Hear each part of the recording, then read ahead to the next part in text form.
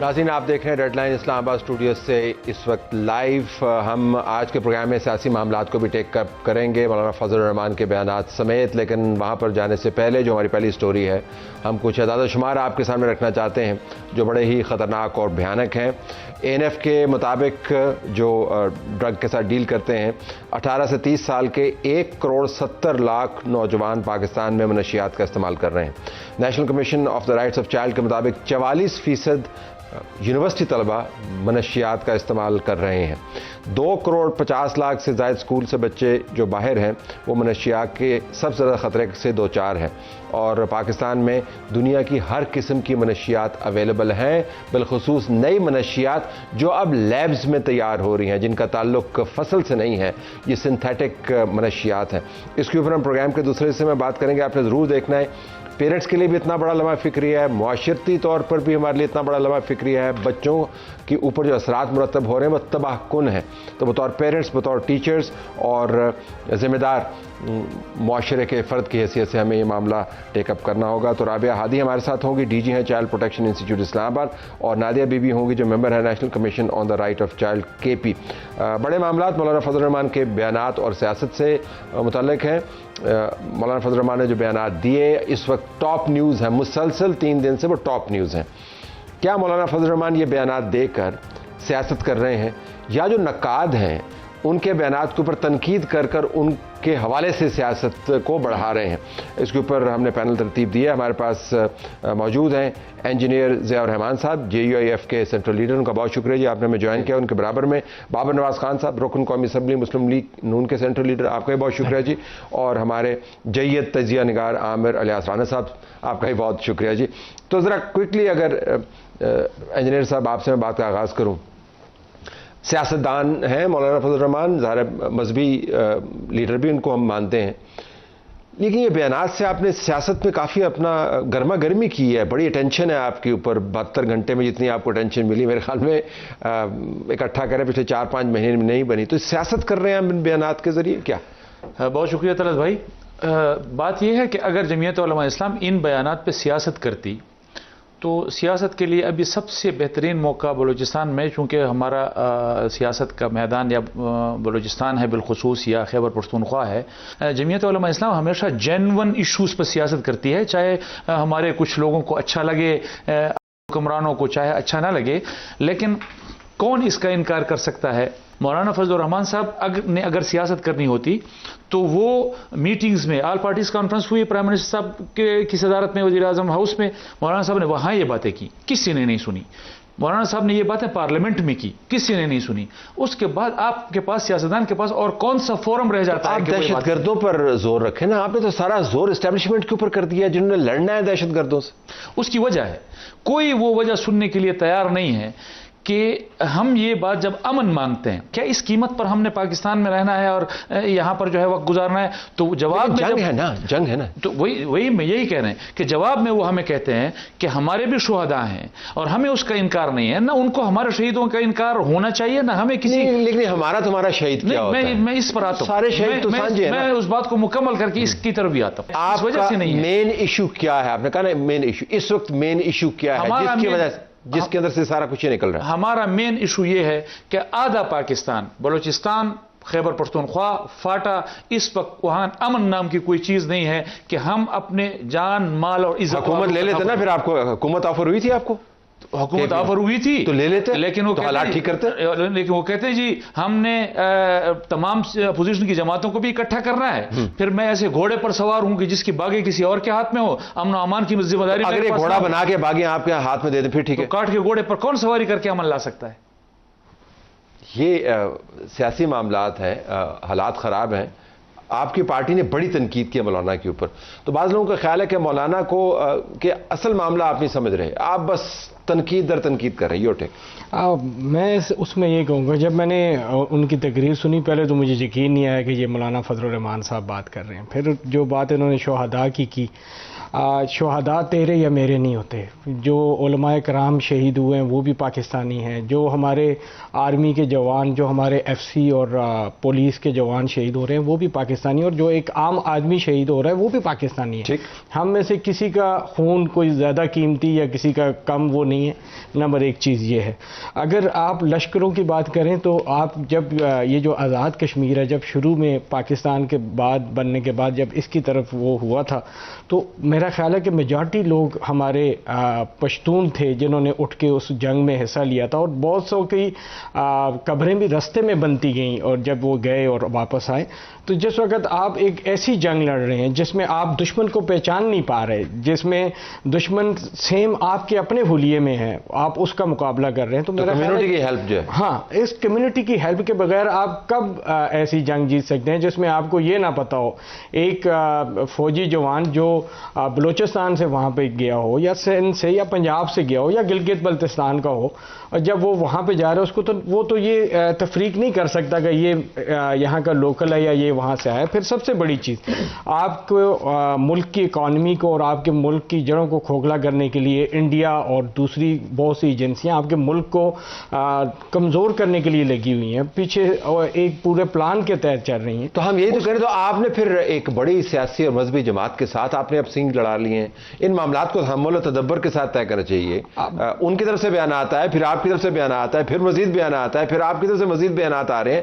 یہ تو معاملہ بڑھتا جا رہا ہے. یہ اس میں جو علاقے کا یا اس کا جیسے خیبر پختونخوا کی مثال دے رہے ہیں، تو وہاں پہ ہم جب اپنے مشر جو ہوتے ہیں وہ مشر چھوٹوں کی باتوں کو اکثر جو ہے وہ اگنور کر دیتے ہیں. اصول یہ تھا کہ آپ اس میں کبھی کارگل کی جنگ کو اٹھا کے لے آتے ہیں، کبھی آپ اس میں فوج کو لے آتے ہیں، کبھی اسٹیبلشمنٹ کی بات کر رہے ہیں.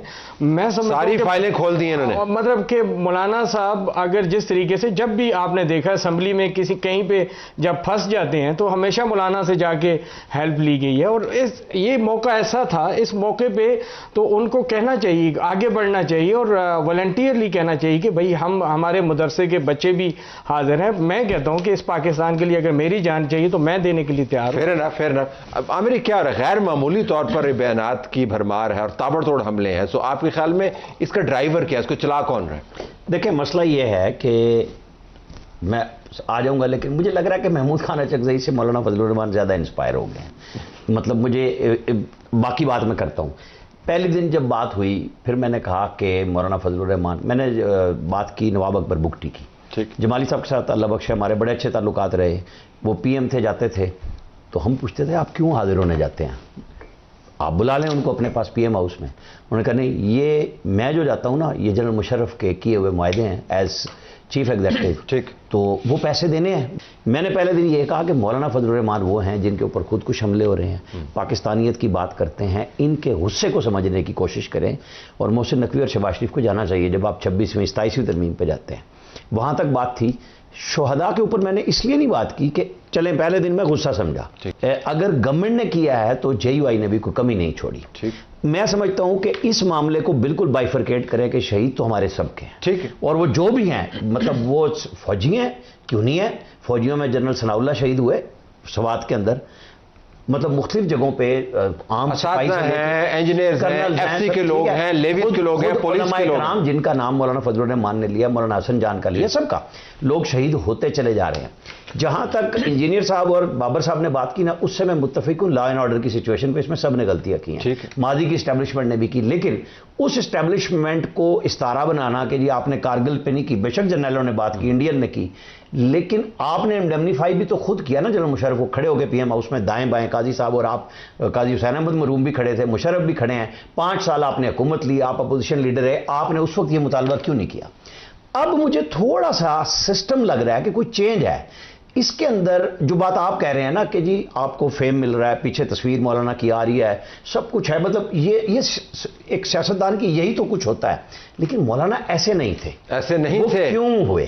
یہ کیوں؟ دیکھیں یہ ہر کوئی یہ سوال پوچھے. ویسے کارگل کا آپ نے مدعا کہاں سے کھول دیا؟ میں طلب بھائی اگر آپ کی 1 منٹ اجازت ہو، میں ایک بات، شہداء ہمارے سر کا تاج ہیں، کوئی بھی ہو، وہ ہمارے لا انفورسمنٹ ایجنسیز کا بارڈر پہ کھڑا جوان ہو، ہمارے مذہبی لوگ ہوں، ہم تو شہداء کے وارث ہیں. ہم نے تو ابھی صرف ایک باجوڑ میں ایک دن میں 100 جنازے اٹھائے ہیں، اور صرف اس پاداش میں اٹھائے ہیں کہ ہم نے پاکستان کے آئین اور قانون کی بات کی. داعش نے ہمارے خلاف اتنی بڑی ڈاکومنٹری جاری کی کہ یہ مرتد ہیں، یہ جمہوریت کی بات کرتے ہیں. ہم غیر ریاستی بندوق برداروں کے ہاں تو مرتد اور کافر ہیں، اور ریاستی بندوق برداروں کے ہاں تو غدار ہیں. اب سمجھ میں نہیں آتا کہ ہم سے بڑا وفادار اور کون ہو سکتا ہے. کارگل کی بات کی ہے، میرے بھائی بابر نواز یہ بات کر رہے ہیں، یہ بات ان کے لیڈر نے کی ہے، تو ان کو کرنے دینا، وہ نہیں کر رہے، آپ کیوں کر رہے ہیں؟ نہیں، وہ یہ ان کی مرضی ہوگی کہ جب وہ کرنا چاہیں گے تو پھر وہ کریں گے، اور جب وہ اس کو دبانا چاہیں گے تو کوئی بات نہیں کرے گا۔ تاریخ کی باتیں ہیں، تاریخ کی باتیں جب ایک دفعہ ریکارڈ پہ آ جاتی ہیں تو پھر ریکارڈ والی بات جو ہے وہ لوگ سامنے لاتے رہتے ہیں۔ بہت ساری باتیں ہیں نزیہ صاحب، آپ نے مدعے کو سمیٹنا یا پھیلانا، ہم وہ عامر کا ہی نکتہ ہے، مدعے کو سمیٹنا یا پھیلانا؟ ہم نے بالکل اس کو سمیٹنا ہے، ہم صرف ایک بات کر رہے ہیں، یہ عامر بھائی میرے بڑے ہیں، مشرف کے دائیں بائیں کھڑے ہو کر جب ہم ان کے دائیں بائیں کھڑے تھے تو وہ ہندوستان کے ساتھ بات چیت کے لیے، اب ہندوستان کے ساتھ آج بھی ہماری فوج لڑے گی نا تو جمعیت علماء اسلام اس کی پشت پر کھڑی ہوگی۔ تو مشرف اگر ہندوستان سے بات چیت کے لیے سیاسی لیڈروں کو بلا رہا تھا تو پاکستان کے لیے ہم ساتھ کھڑے تھے، آج بھی اگر جرنیل انڈیا کے ساتھ لڑے گا تو ہم شانہ بشانہ کھڑے ہوں گے۔ تو آپ ماننے کو کیوں تیار نہیں ہے کہ الفاظ کے چناؤ بہتر ہو سکتے تھے، جملوں کی تراش خراش بہتر ہو سکتی ہے؟ آپ کی جماعت کو ملکہ حاصل ہے بیان کرنے میں، جو فصاحت و بلاغت خداوند تعالیٰ نے آپ کو دی ہے، آپ کی جواب کی تربیت کے، آپ کی گھٹی کا حصہ ہے، ان زبانوں سے ایسے الفاظ استعمال نکلیں، یہ حیران کن بات ہے جس کے اوپر سارے سر پیٹ رہے ہیں۔ یہ میرے خیال میں جو چیز لینے کی تھی، جو جذبہ لینے کا تھا کہ ہم شہداء کے وارث ہیں اور ہم شہداء کے خون کے جو ہے ہمیشہ ان کو ہم نے اپنی آنکھوں کا نور سمجھا ہے۔ اب آپ کی تمام بیانیاں ایک طرف اور یہ جملہ ایک طرف، یہی تو میں گزارش کر رہا ہوں۔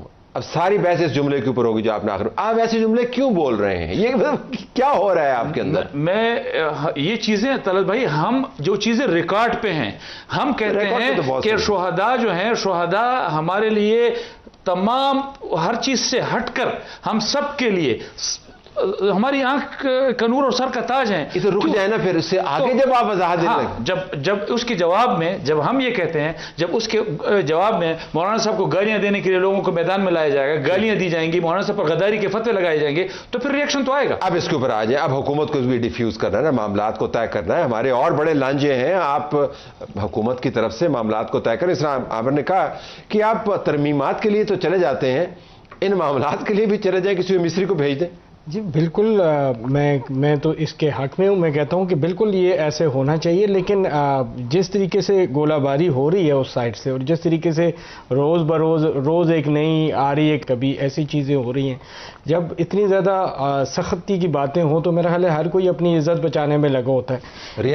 جہاں تک بات کی اس حوالے سے، مولانا صاحب نے اپنی تقریر میں بات کی کہ جی لوگوں کی ذاتی دشمنیاں بننے جا رہی ہیں اگر ایسا کچھ ہوتا ہے، تو ہم ان جو وہاں کے دہشت گرد ہیں ان کے خلاف کرتے ہیں۔ تو آپ کے علم میں تھوڑا اضافہ کر دوں، آج سے کچھ دن پہلے مولانا صاحب کے اپنے فرزند کو روکا گیا تھا وہاں پہ، اور وہ کچھ 2-3 گھنٹے رہے، پھر اس کے بعد کیا مذاکرات ہوئے، آیا کیا اس میں یہی سپیچ جو کی گئی ہے، شاید اس کا وہ کہا گیا ہو کہ ہم آپ کے بچوں کو چھوڑ دیں، آپ ایسی بات کر دیں ملک کے خلاف، یا کچھ ایسا ہوا۔ یہ تو اب ایک ایسی بات ہے چھپی ہوئی جو یا اللہ کو پتہ ہے، یا ان دہشت گردوں کو پتہ ہے، یا مولانا صاحب کو پتہ ہے جنہوں نے اپنا بچہ چھڑا لیا۔ لیکن جو میرا بچہ اس وقت وہاں پہ شہید ہو رہا ہے، میں نے آج اپنے میں ہری پور میں 2 شہداء کے فیملیز سے مل کے آیا ہوں، اور ایک ایسا ہے جو جانے سے 20 دن پہلے جس کی بیٹی پیدا ہوئی اور وہ اس کا حقیقہ کر کے گیا، اور اب وہ پوری زندگی اپنے باپ کو نہیں دیکھ سکے گی۔ ان لوگوں کا کیا قصور ہے؟ وہ تو نہیں چھڑا سکتے اپنے بچوں کو ان دہشت گردوں سے اگر وہ معاشرے میں آ جائیں۔ آپ یہ کہہ رہے ہیں کہ دوسری طرف سے گولہ باری بند ہو تو تاکہ یہ معاملات تو اسی دیکھیں، یہ بابر نواز نے جو بات کہی ہے نا، بڑی خوفناک بات ہے۔ مطلب جیسے یہ کہہ رہے تھے کہ وہ ڈی آئی خان جاتے ہیں مولانا تو اس لیے کہ تاکہ لوگوں میں تاثر ہو، لیکن ڈی آئی خان کے لوگ ایکچولی کوٹ بیلیاں سے، میاں والی اس پہ جب موٹر وے پہ چڑھتے ہیں نا حقلہ پہ، تو وہ وہاں سے نکل کے اور میرے بکھر ضلع سے ہو کے اور پھر ڈی آئی خان جاتے ہیں۔ یہ ایک جینوئن ایشو ہے، اس پہ مولانا کو بات کرنی چاہیے۔ ٹھیک، آپ نے اور ہم نے ویڈیوز بھی دیکھی کہ طالبان آ جاتے ہیں، روڈ بلاک کرتے ہیں، اور سر شام وہاں سے کوئی نہیں گزرتا۔ ڈی آئی خان کے لوکل لوگ، جس قسم کے بھی لوکل ہیں، ہر فرقے سے، ہر مسلک سے، ہر برادری سے، یہ وہ ایشو ہے جس پہ مولانا کو باقاعدہ، اور یہ بات یہ نہیں میں کہہ رہا کہ مولانا نے کوئی 1 دفعہ کہی، 10 دفعہ کہی، لیکن پہلے آپ نے انہوں نے بات شروع کی تھی۔ نہیں، فوکس بھی ان کا ہونا چاہیے، خاص طور پہ اس وقت کی جب گنڈا پور وزیر اعلیٰ بنے، انہوں نے کہا تمہارے تو اپنے ضلع میں تھانے بند ہوتے ہیں، مطلب لیٹسٹ یہی ہے۔ لیکن اس کے اوپر تو ان کو ہیمرنگ کرنی چاہیے، حکومت کی بھی، فوج کے ساتھ بات کرنی چاہیے، جہاں پہ کمیٹیوں میں بیٹھتے ہیں ان کے مطلب اس کے اوپر کوئی اعتراض نہیں ہے۔ میرا اعتراض یہ ہے جب آپ سسٹمیٹکلی بار بار شہداء کو ڈسکس کرتے ہیں، آپ کاز کو نہیں کر رہے۔ دیکھیں نا، فوج کے لوگ بھی شہید ہو رہے ہیں، عام لوگ بھی شہید ہو رہے ہیں۔ پنجابی پہ جب شہادت آتی ہے بلوچستان میں کتنے لوگ بولتے ہیں، یہاں پنجابی اگر بولے گا نا، وہ بار بار تنقید ہوتی ہے کہ سی ایم نہیں بولتی، فلانا نہیں بولتا، پھر وہ کوئی مسئلہ اور ہو جائے گا۔ لیکن کیوں بلوچستان سے اور کے پی سے آواز کیوں نہیں اٹھتی کہ جی ٹارگٹ صرف بلوچستان پنجابیوں کی ہو رہی ہے، سب شہید ہو رہے ہیں۔ آپ نے کہا کہ جی وہ لوگ لے کے پڑے، میں ان کو کہتا ہوں پیاروں کی میتیں لے کے بیٹھے ہیں، وہ ان کو آپ اس طرح نہ کہیں، تضحیک بھی نہ کریں۔ فکرے میں بھی بڑا احترام ہے ان شہیدوں کا، چاہے وہ پولیس والے ہیں، چاہے وہ سویلین ہیں، وہ کسی بھی برادری سے ہیں، تو ان کا موازنہ کر لینا نا شہادتوں کے ساتھ کہ جی وہ جو خاص طور پہ انہوں نے کہا کہ تم تنخواہ لیتے ہو، مطلب یہ وہ بات ہے جہاں ٹچ کرتی ہے 9 مئی کو کہانی کہ جب آپ وہاں گئے ان کے ساتھ کیا ہو رہا ہے۔ مولانا فضل الرحمان بالکل ایک بہترین پائے کے سیاستدان، ایک مذہبی لیڈر، دونوں چیزیں ساتھ لے کے چل رہے ہیں۔ میرے خیال میں ضیاء الرحمان صاحب کو گھر کے اندر جا کے بعد میں یہ کہوں گا مولانا کے ساتھ بات کرنی چاہیے کہ حضور تھوڑا سا آپ بھی ٹھنڈے ہوں۔ ذرا آپ اس کو ذرا مثبت انداز سے کہ وقت بالکل محدود ہے، کیا ایسا ہو کہ وہ نہ ہو جو اس وقت ہو رہا ہے؟ میں صرف ایک بات کی وضاحت کروں گا، پھر اس کے بعد آپ کی بات کی طرف آؤں گا۔ مولانا صاحب کے بیٹے کی بات میرے بھائی بابر نواز نے کی کہ جی 3 گھنٹے رکھا، پہ پتہ نہیں کیا باتیں ہوئیں۔ یہ وہ باتیں ہیں کہ جو ان شکوک و شبہات کو جنم دیتی ہیں۔ میں شہیدوں کی بات کر رہا ہوں تو میرا مولانا ادریس تو اس بات کی بنیاد پاداش میں شہید ہوا کہ انہوں نے صرف یہ بات کی کہ ہماری ریاست اور ہماری حکومت اور فیلڈ مارشل نے ایران اور امریکہ کے درمیان مصالحت کی، بہت اچھا کیا، ہم ان کو خراج تحسین پیش کرتے ہیں۔ اس پاداش میں وہ شہید ہو گیا کہ پاکستان کے بارے میں آپ نے بات کی۔ اب ہم نے جو بات شروع کی ہے، جس پر میرے بھائی عامر بھائی نے بات شروع کی ہے، ہمارا اولین مطالبہ یہ ہے کہ بلوچستان اور کے پی اور فاٹا میں بالخصوص یہ ہمارے جان مال اور عزت و آبرو کا جو تحفظ، جو آپ تعاون کرنے کا اس میں حکومت آئے، بات کرے، ہمارے تحفظات کو سنے، ہم ان کے ساتھ بیٹھنے کے لیے فیئر ہے نا جی؟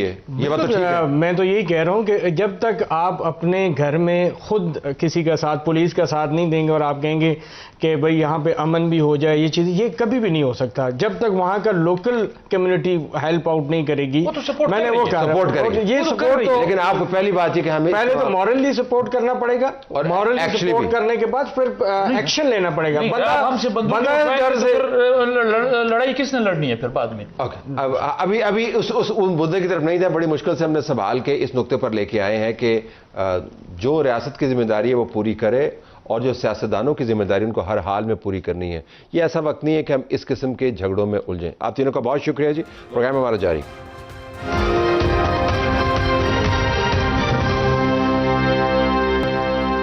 پروگرام میں خوش آمدید ناظرین۔ اگر آپ کو دہشت گردی اور قومی سلامتی کے معاملوں کے برابر میں کسی ایک ایشو کو پک کرنا ہو جس نے پاکستان کے گھروں کے اندر جڑیں بنا لی ہیں، تو وہ منشیات کا استعمال ہے، اور یہ عام استعمال نہیں ہے۔ جو نئی منشیات مارکیٹ کے اندر آ رہی ہیں، پرانی منشیات کے ساتھ مل کر ایک بھیانک صورتحال اختیار کر گئی ہیں۔ آج ہم نے پروگرام میں 2 ایکسپرٹس کو دعوت دی ہے تاکہ ہمیں صورتحال سے آگاہ کریں اور یہ بتائیں کہ کہاں پر یہ معاملہ خراب ہوا۔ ہمارے پاس رابعہ ہادی موجود ہے جو ڈی جی ہیں چائلڈ پروٹیکشن انسٹیٹیوٹ اسلام آباد، آپ کا بہت شکریہ میڈم۔ ان کے ساتھ نادیہ یوسفزئی موجود ہے جو ممبر ہیں national commission on the right of child, کے پی کو ریپرزینٹ کر رہی ہیں۔ نادیہ صاحب آپ کا بھی بہت شکریہ۔ ذرا اس مسئلے کو سکیل کر لیتے ہیں کہ لوگ کہیں گے بہت عرصے سے چل رہا ہے، 80s میں یہاں پہ ڈرگز آئیں، ہم نے پہلے بھی اس کے ساتھ ڈیل کیا، ہیروئن تھی، کوکین تھی، اس کے ساتھ ہیبٹ فارمنگ ڈرگز ہیں، ریکریشنل ڈرگز ہیں، تو نیا کیا ہے؟ تو نیا چیلنج کیا ہے؟ نیا چیلنج جو اس وقت ہے کہ صرف وہ جو ٹریڈیشنل ڈرگس تھے کہ ہم اوپیم یا اس سے ریلیٹڈ، اب there are lot of synthetic drugs, اور پھر میڈیکل شاپس کے اوپر ڈفرینٹ ٹیبلٹس ہیں جو کہ آپ کو ہائیلی ایکٹیو رکھتی ہیں، جو بچے یوز کر رہے ہیں اسکولز میں to get them sales alert. Medical stores پہ، میڈیکل اسٹورز پہ، ایون جنرل اسٹورز کے اوپر، کیونکہ since I am child protection سے میرا تعلق ہے، تو جو بچے ہمارے پاس آتے ہیں اسٹریٹ چلڈرن، وہ سب لیتے ہیں ایک ڈرگ ہے جو normally which is known for اسلام آباد ڈرگ، گیبیکا اور اسٹنگ میں ڈال کے دے میک دیم گیبیکا، اور یہ اسٹورز پر اویلیبل ہے؟ اسٹورز میں اویلیبل ہے، اور یہ سنتھیٹک ڈرگ ہے، سنتھیٹک ہے، کیمیکل ہے، اور وہ آپ کو الرٹ رکھتا ہے، اور اسٹنگ ڈرنک کے اندر وہ ڈال کے وہ پیتے، اور وہ سارے اسٹریٹ کے بچے اور بچیاں دونوں استعمال کرتے ہیں. اس کی وجہ سے ان کے اور ملٹیپل ایشوز بھی ہیں. وہ لیٹ نائٹ بیٹھے رہتے ہیں کلبز میں, جو کیفیز کھلے ہیں, بیگنگ کرتے ہیں, پھر رات کو وہاں نائٹ اسپینڈ کرتے ہیں, وہاں ابیوز بھی ہو رہے ہوتے ہیں, پورنوگرافی بھی دیکھ رہے ہوتے ہیں, پب جی بھی کھیل رہے ہوتے ہیں. So multiple kind of addiction there came across. اور ان کی نئے ڈرگس کی انٹروڈکشن اور ان کی آسانی سے اویلیبلٹی. کے پی کے اندر صورتحال کیا ہے, کیونکہ کے پی ٹرانزٹ پر موجود ہے تو بہت عرصے سے اس کے اوپر توجہ ہے. ابھی جب آپ نے, میں پالیسی بریف بھی دیکھ رہا ہوں آپ کے سامنے کوئی پڑا ہوا ہے, تو ابھی جو آپ نے اسیس کیا تو ابھی صورتحال کیا ہے وہاں پہ؟ پہلے تو میں پالیسی بریف کے اگر بارے میں بات کروں, جب یہ پورا سچویشن شروع ہو گیا ڈرگ کا, پہلے سے ہی شروع ہوا ہے لیکن ہمیں کمپلینس جب آنی شروع ہوئی تو NCRC نے یہ پالیسی بریف ڈیولپ کی. 2 کنسلٹیشنز ہم نے کی. ایک ہم نے ایکسپرٹس کے ساتھ کی جس میں ہم نے اسلام آباد اور پروونشل ایکسپرٹس بلائے, اسٹیک ہولڈرز, لا انفورسمنٹ, اور اس میں منسٹریز بھی تھی, جس کے ہیلپ سے ہم نے ریکمنڈیشنز لی. اور پھر ہم نے بچوں کے ساتھ ایک کنسلٹیشن کی, کیونکہ جب ہم ڈرگس کی اور بچوں کی بات کریں we need to talk to the children جو ایڈکٹڈ ہیں یا یوز کر رہے ہیں یا عموماً جنریشنل, جو عموماً بچے. ہماری چائلڈ ایڈوائزری پینل ہے, اس میں پرائیویٹ سیکٹر سے اور پبلک سے, اسکول سے. تو جو انٹرسٹنگ چیز ہمیں اس میں پتہ چلی, جو پبلک اسکول کے بچے تھے ان کو اتنا زیادہ اس کے بارے میں نہیں پتا تھا کہ یہ ڈرگ کیا ہے, یہ کیا ہے, وہ کیا ہے. اب جو ایکسپینسو اسکولز میں جانے والے پبلک اسکول کے بچے ہیں ان کو ہر چیز کے بارے میں پتا تھا, ان کو ڈرگس کے نام بھی پتا تھے, اور ان کا یہ اس کے سب بچوں کے سرکل میں ایٹ لیسٹ 2 اور 3 ایسے بچے ہیں کہ جو ویپس تو یوز کرتے ہیں, اسکول بھی لاتے ہیں. اور ان سارے بچوں نے کہا کہ انہوں نے بچوں کے بیگز میں ڈرگس دیکھی ہوئی ہے. ٹھیک ہے. سو آپ نے ابھی ویپس کا ذکر کیا, جس سے مراد یہ ہے کہ جس کو عموماً کہا جاتا ہے کہ ہاں یہ بری عادت ہے, لیکن تو اس کے ساتھ یہ ڈرگز جڑی ہوئی ہیں. آپ نے کہا کہ ان کو زیادہ اویئرنیس تھی. معلومات کہاں سے لے رہے ہیں ان کے سرکل کے اندر, یہ کہاں سے آتی ہیں معلومات؟ میرے خیال سے جو اسکول میں اویلیبلٹی ہے یا جو اسکول میں بچے یوز کر رہے ہیں ان کی وجہ سے. اور جو آپ نے کے پی کے بارے میں بات کی, خیبر پختونخوا سے اب رورل ایریا سے بہت کمپلینس آتی ہیں. مجھے لوگ کہتے ہیں کہ آپ لوگ اس کے بارے میں کیا کر رہے ہو, کیسے اس کو ٹیکل کرے اس ایشو کو. وہاں پر اب مسئلہ یہ ہے کہ جو آئس ہے, آئی think the most dangerous I would say drug is ice right now, کیونکہ وہ ہر دوسرے گھر میں نہیں کہہ سکتی لیکن گھروں میں وہ بن رہی ہے. سو وہاں پر لوگ, ہاں, اور کچھ لوگ اپنے گھروں میں بھی بنا رہے ہیں. اور وہ اتنا چیپ ایک ڈرگ ہے کہ بچے جیسے کینڈیز کے لیے ان کو پیسے ملتے ہیں, غریب سے غریب بچہ بھی اس کو افورڈ کر سکتا ہے. سو اس لیے میں کہتی ہوں کہ اویلیبلٹی, افورڈیبلٹی, نئی قسم کی ڈرگز اور اس کے بارے میں اویئرنیس. اگر میں آپ سے پوچھ پاؤں رابعہ صاحبہ کہ 2.50 کروڑ سے زائد اسکول سے جو بچے باہر ہیں ان کا بھی ڈینجر لیول یہی ہے. اور ابھی آپ نے ذکر کیا کہ یہ ہائی کلاس اور لو کلاس کی بات نہیں ہے, آپ کو ہر جگہ پہ ایک جیسی ڈرگز. لیکن جو نادیہ نے بھی بات کی, جو اویئرنیس لیول ہے, جن کے پاس پیسہ زیادہ ہے, جن کے سرکل کے اندر ویپ وغیرہ چل رہا ہے, ان کے اپنے نیٹ ورک بنے ہوئے ہیں, وہاں پہ شاید زیادہ کنسنٹریٹڈ ہو. میرا ایکسپیرینس اس کے برعکس ہے, کیونکہ اس وقت ویپ جو چائنیز پروڈکٹ ہے وہ ہر جگہ اویلیبل ہے, ہر کھوکا پہ اویلیبل ہے. تو جو بچے سلمز میں ہیں ان کے پاس بھی ہے. اور دا ڈائلیما ہے اس کے پہلے تو اگر کوئی کینیبس یا حشیش یوز کرتا تو اس کی اسمیل سے پتہ چل جاتا تھا نا. اب وہ اس کے اندر فل کر کے پی رہے ہوتے ہیں سنتھیٹک فارم میں, تو آپ کو یہ بھی نہیں پتہ چلتا کہ وہ کون سی ڈرگ لے رہا ہے. ہمیں کیسے پتہ چلا, جب یہ بچے اسٹریٹ کے ہمارے پاس آتے تھے اور جو یہاں نارمل فیڈرل اسکولز میں پڑھتے, ان کے پیرنٹس نے کہا کہ یہ سست ہے, یہ نہ پڑھتا ہے نہ کچھ. تو جب وہ ہمارے پاس رہا تو ہم نے اس سے ویپ ایکسپلور کیے, اور وہ رات کو یہی اسٹریٹ پہ پھرتا تھا اور ڈفرینٹ جو. تو یہ نئے کلاس کو ریکگنائز کرتی ہے. یہ جو آپ اس کو بیماری تو نہیں کہوں گا, نیشنل چیلنج ہے, اور نہ ہی اس کا تعلق پیسے سے ہے. تو سستی ڈرگز بھی اویلیبل ہیں. بریک کے بعد ناظرین اسی پینل کے ساتھ ہم بات کر رہے ہوں گے کہ اگلا ہمارا چیلنج کیا ہے, ہم نے کرنا کیا ہے, وے اہیڈ کیا ہے. کے پی سے شروع کریں گے اور پھر ہم بات کریں گے کہ بچوں کو بچانے کے لیے کیا کر سکتے ہیں. یہ آپ کو بتاتے چلیں کہ 25 سال سے کم عمر 15 کروڑ سے زائد افراد, تقریباً 60% سے زیادہ آبادی ممکنہ طور پر منشیات کے خطرے سے دوچار ہیں. سو اٹس ناٹ ریلی کہ ایک حصے کے اوپر اس کا اثر ہو رہا ہے. 15 کروڑ عوام 60% ہے پاکستان کی کل آبادی کا. بریک کے بعد